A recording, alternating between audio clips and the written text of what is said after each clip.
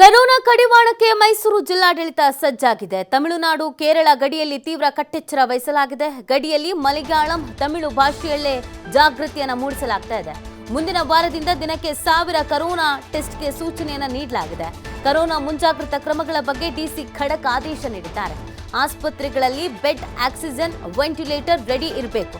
ಮೈಸೂರು ಜಿಲ್ಲಾಧಿಕಾರಿ doctor KV. Rajendra ಈ ಸೂಚನೆಯನ್ನು ನೀಡಿದ್ದಾರೆ. ನೋಡಿ, ರಾಜ್ಯದಾದ್ಯಂತ ಎಲ್ಲ ಕಡೆಯಲ್ಲೂ ಸಿದ್ಧತೆಯನ್ನ ಮಾಡಿಕೊಳ್ಳಲಾಗ್ತಾ ಇದೆ. ಪ್ರಮುಖವಾಗಿ ಇಲ್ಲಿ ಹೆಚ್ಚಿನದಾಗಿ ಗಡಿ ಭಾಗಗಳ ಬಗ್ಗೆ ಹೆಚ್ಚಿನ ಕಾನ್ಸಂಟ್ರೇಷನ್ ಅನ್ನ ಮಾಡಲಾಗ್ತಾ ಇದೆ. ತಮಿಳುನಾಡಲ್ಲೂ ಕರೋನಾ ಕೇಸಸ್ ಹೆಚ್ಚಿದೆ, ಈ ಕಡೆ ಕೇರಳದಲ್ಲೂ ಕೂಡ ಕರೋನಾ ಕೇಸಸ್ ಹೆಚ್ಚಿದೆ. ಈಗ ಶಬರಿಮಲೆಗೆ ಹೋಗಿ ಬರ್ತಿರೋರ ಸಂಖ್ಯೆ ಕೂಡ ಇದೆ. ಸೊ ಹೀಗಿರ್ಬೇಕಾದ್ರೆ ಗಡಿ ಭಾಗದಲ್ಲಿ ಹೆಚ್ಚಿನ ಎಚ್ಚರಿಕೆಯನ್ನು ವಹಿಸಬೇಕು ಅಂತ ಸರ್ಕಾರ ಕೂಡ ಸೂಚನೆ ನೀಡಿದೆ ಮತ್ತು ಅಲ್ಲಿನ ಜನರು ಕೂಡ ಮನವಿ ಮಾಡ್ಕೊಂಡಿದ್ದಾರೆ, ದಯವಿಟ್ಟು ಇಲ್ಲಿ ಟೆಸ್ಟ್ ಮಾಡಿಸಿ ಅಂತ. ಸೊ ಹಾಗಾಗಿ ಒಂದು ಕಡೆಯಲ್ಲಿ ಸಿದ್ಧತೆ ನಡೆಕೊಳ್ತಾ ಇದೆ, ಇನ್ನೊಂದು ಕಡೆಯಲ್ಲಿ ಈ ಮಲಯಾಳಂ ಭಾಷೆಯಲ್ಲೂ ಕೂಡ ಅವರಿಗೆ ಜಾಗೃತಿ ಮೂಡಿಸುವಂಥ ಕೆಲಸವನ್ನ ಮಾಡಲಾಗ್ತಾ ಇದೆ. ಯಾಕಂದರೆ ಅಲ್ಲಿ ಓಡಾಡೋರು ಸಂಚರಿಸೋರು ಇರ್ತಾರೆ, ಹಾಗಾಗಿ ಎಲ್ರಿಗೂ ಅರ್ಥ ಆಗಬೇಕು ಅನ್ನುವಂಥ ನಿಟ್ಟಿನಲ್ಲಿ ಆ ಭಾಷೆಗಳಲ್ಲೂ ಕೂಡ ಜಾಗೃತಿ ಮೂಡಿಸುವಂಥ ಕೆಲಸವನ್ನ ಮಾಡಲಾಗ್ತಾ ಇದೆ. ಈ ಬಗ್ಗೆ ಮತ್ತಷ್ಟು ಮಾಹಿತಿಯನ್ನು ನೀಡ್ತಾರೆ ನಮ್ಮ ಪ್ರತಿನಿಧಿ ಪುನೀತ್. ಈಗ ಎಲ್ಲ ಕಡೆಯಲ್ಲೂ ಕೋವಿಡ್ ಅನ್ನುವಂಥದ್ದು ಮಹಾಮಾರಿ ಮತ್ತೊಮ್ಮೆ ವಕ್ರಿಸ್ಕೊಳ್ತಾ ಇದೆ ಅನ್ನುವಂಥ ಭಯ, ಒಂದಷ್ಟು ಕೇಸಸ್ಗಳು ಕೂಡ ಪತ್ತೆ ಆಗ್ತಾ ಇದೆ. ಮೈಸೂರು ಗಡಿ ಭಾಗದಲ್ಲಿ ಯಾವ ರೀತಿಯಾದಂಥ ಅಲರ್ಟ್ ಅನ್ನು ಮಾಡಲಾಗಿದೆ, ಸಿದ್ಧತೆ ಹೇಗೆ ಮಾಡಿಕೊಂಡಿದೆ ಜಿಲ್ಲಾಡಳಿತ? ಪುನೀತ್,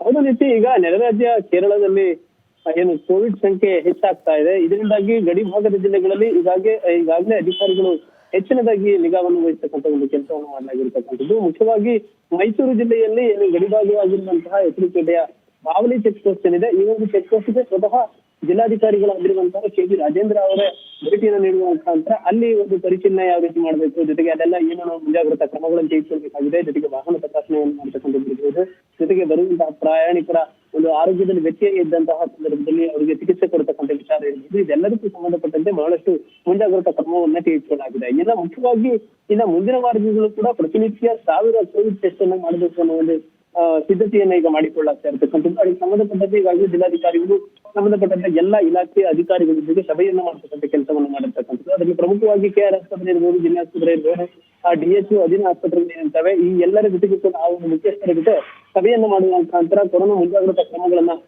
ಪಾಲನೆ ಮಾಡುವಂತಹ ನಿಟ್ಟಿನಲ್ಲಿ ಆದೇಶವನ್ನ ಹೊರಡಿಸಲಾಗಿರ್ತಕ್ಕಂಥದ್ದು. ಕೋವಿಡ್ ನಿಯಂತ್ರಣಕ್ಕೆ ಬೇಕಾಗಿರತಕ್ಕಂಥ ಮುನ್ನೆಚ್ಚರಿಕೆ ಕ್ರಮಗಳನ್ನ ಎಲ್ಲರೂ ಕೂಡ ಕೈಗೊಳ್ಳಬೇಕು. ಜೊತೆಗೆ 60 ವರ್ಷ ಮೇಲ್ಪಟ್ಟಂತವ್ರು ಇರ್ಬೋದು, ಜೊತೆಗೆ ಹೃದಯದ ಸಂಬಂಧಿ ಕಾಯಿಲೆ ಇರತಕ್ಕಂಥವ್ರು ಇರ್ಬೋದು, ಇವರೆಲ್ಲರೂ ಕೂಡ ಕಡ್ಡಾಯವಾಗಿ ಮಾಸ್ಕ್ ಅನ್ನ ಧರಿಸತಕ್ಕಂಥದ್ದು ಇರ್ಬೋದು, ಸಾಮಾಜಿಕವಾದಂತಹ ಅಂತರವನ್ನ ಕಾಪಾಡಿಕೊಳ್ತಕ್ಕಂಥದ್ದು ಇರ್ಬೋದು, ಇದನ್ನೆಲ್ಲವನ್ನು ಕೂಡ ಮಾಡ್ಬೇಕಾಗುತ್ತೆ. ಜೊತೆಗೆ ಆರೋಗ್ಯದಲ್ಲಿ ಸ್ವಲ್ಪ ಮಟ್ಟಿಗೆ ವ್ಯತ್ಯಯವಾದರೂ ಕೂಡ ಟೆಸ್ಟ್ಗಳು ಕೊಡುವ ರೀತಿಯಲ್ಲಿ ಅಂದ್ರೆ ಎಲ್ಲರೂ ಕೂಡ ಸ್ವತಃ ಟೆಸ್ಟ್ ಮಾಡಿಸ್ತಕ್ಕಂಥ ಒಂದು ಕೆಲಸಕ್ಕೆ ಮುಂದಾಗಬೇಕಾಗುತ್ತೆ. ಜೊತೆಗೆ ಕೇರಳ ಮತ್ತು ತಮಿಳುನಾಡು ಚೆಕ್ ಪೋಸ್ಟ್ಗಳಲ್ಲಿ ಅವರಿಗೆ ಅರ್ಥ ಆಗುವಂತಹ ಭಾಷೆಗಳಲ್ಲಿ ಅಂದ್ರೆ ಅವರ ಒಂದು ಸ್ಥಳೀಯ ಭಾಷೆಗಳೇನಿರ್ತವೆ ಆ ಭಾಷೆಗಳಲ್ಲಿ ಅವರಿಗೆ ಜಾಗೃತಿಯನ್ನು ಮೂಡಿಸ್ತಕ್ಕಂಥ ಒಂದು ವ್ಯವಸ್ಥೆಯನ್ನು ಕೂಡ ಮಾಡಬೇಕಾಗುತ್ತೆ. ಜೊತೆಗೆ ಎಲ್ಲಾ ತಾಲೂಕು ಆಸ್ಪತ್ರೆಗಳಲ್ಲಿ 5 ಬೆಡ್ಗಳನ್ನ, ಜೊತೆಗೆ 2 ಆಕ್ಸಿಜನ್ ವೆಂಟಿಲೇಟರ್ಗಳನ್ನು ಕೂಡ ರೆಡಿ ಇಟ್ಕೊಳ್ಬೇಕು. ಮುಂಜಾಗ್ರತಾ ಕ್ರಮವಾಗಿ ನಾವು ಸೂಚನೆಯನ್ನು ಕೂಡ ಕೊಡಲಾಗಿರ್ತಕ್ಕಂಥದ್ದು. ಜೊತೆಗೆ ಮುಂದಿನ ಒಂದು ವಾರದ ನಂತರ ದಿನಕ್ಕೆ ಕನಿಷ್ಠ 1,000 ಜನರಿಗೆ ಈ ಒಂದು ಕೋವಿಡ್ ಟೆಸ್ಟ್ ಅನ್ನು ಮಾಡಿಸ್ತಕ್ಕಂಥ ಒಂದು ಕೆಲಸಕ್ಕೆ ಮುಂದಾಗಬೇಕಾಗಿದೆ. ಜೊತೆಗೆ ಲಿಕ್ವಿಡ್ ಮೆಡಿಕಲ್ ಆಕ್ಸಿಜನ್ ಏನಿದ್ದಾವೆ, ಜೊತೆಗೆ ಜಂಬೋ ಸಿಲಿಂಡರ್ ಇರ್ಬೋದು, ಅಗತ್ಯ ಮೆಡಿಸಿನ್ಸ್ ಏನಿರ್ತವೆ ಎಲ್ಲವನ್ನೂ ಕೂಡ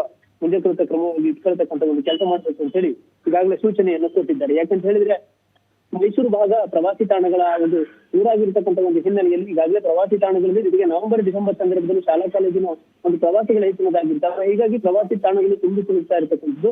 ಇಲ್ಲಿ ಹೆಚ್ಚಿನದಾಗಿ ಮುಂಜಾಗ್ರತಾ ಕ್ರಮಗಳನ್ನು ತೆಗೆದುಕೊಳ್ಬೇಕಾಗಿರುತ್ತೆ. ಹೀಗಾಗಿ ಆರೋಗ್ಯ ಇಲಾಖೆ ಅಧಿಕಾರಿಗಳಿಗೆ ಸಭೆಯನ್ನು ನಡೆಸುವ ಮುಖಾಂತರ ಒಂದಷ್ಟು ಸಲಹೆ ಸೂಚನೆಗಳನ್ನು ಕೊಡುವ ಮುಖಾಂತರ ಕೋವಿಡ್ ಹರಡದ ರೀತಿಯಲ್ಲಿ ಮುನ್ನೆಚ್ಚರಿಕೆ ಕ್ರಮವನ್ನು ತೆಗೆದುಕೊಳ್ಳಿಕ್ಕೆ ಜಿಲ್ಲಾಧಿಕಾರಿಗಳು ಸೂಚನೆಯನ್ನು ಕೊಟ್ಟಿದ್ದಾರೆ. ಹೀಗಾಗಿ ಮೈಸೂರು ಜಿಲ್ಲಾಡಳಿತ ಈಗಾಗಲೇ ಕೋವಿಡ್ ಹರಡದಂತೆ ಮುನ್ನೆಚ್ಚರಿಕೆ ಕ್ರಮಕ್ಕೆ ಸಿದ್ಧತೆಯನ್ನು ಕೂಡ ಮಾಡಿಕೊಂಡಿರ್ತಕ್ಕಂಥದ್ದು.